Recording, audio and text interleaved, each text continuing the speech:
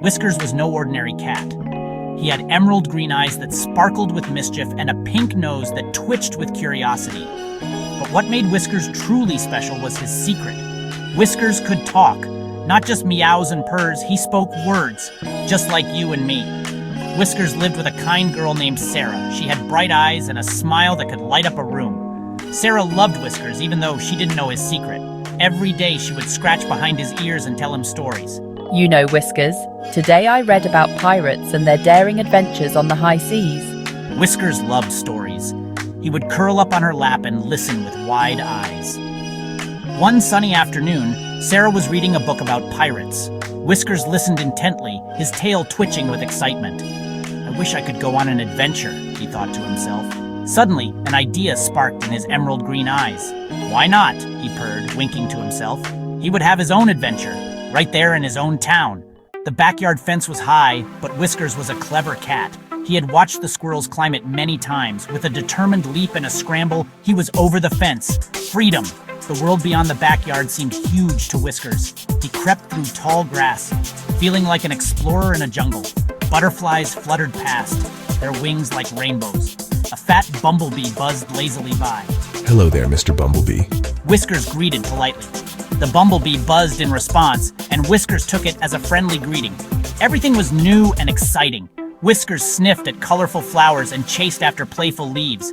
He even made friends with a grumpy-looking toad who, surprisingly, loved to tell jokes. Why did the Scarecrow win an award? Because he was outstanding in his field. Whiskers chuckled as the toad finished his latest joke.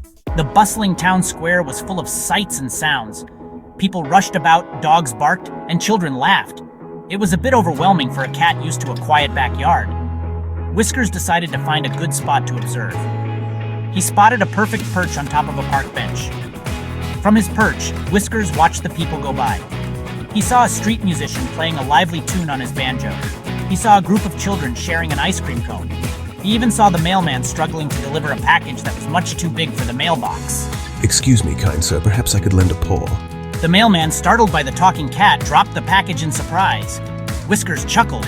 This was turning out to be quite the adventure. A young boy zoomed past on his bright red bicycle. The bicycle had streamers on the handlebars and a bell that jingled merrily. Whiskers watched him go, a longing in his heart.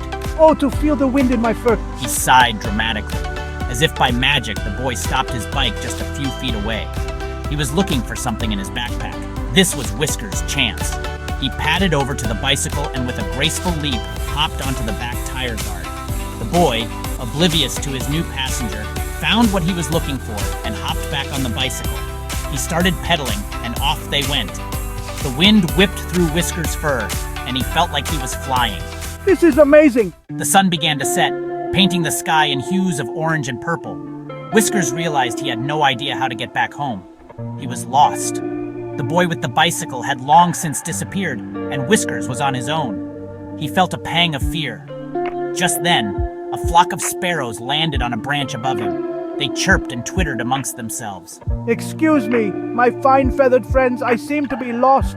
Would any of you happen to know the way back to Sarah's house? The sparrows tilted their heads and looked at him curiously. They had never heard a cat speak before. One brave little sparrow, braver than the rest, fluttered down. Follow me, I know just the way.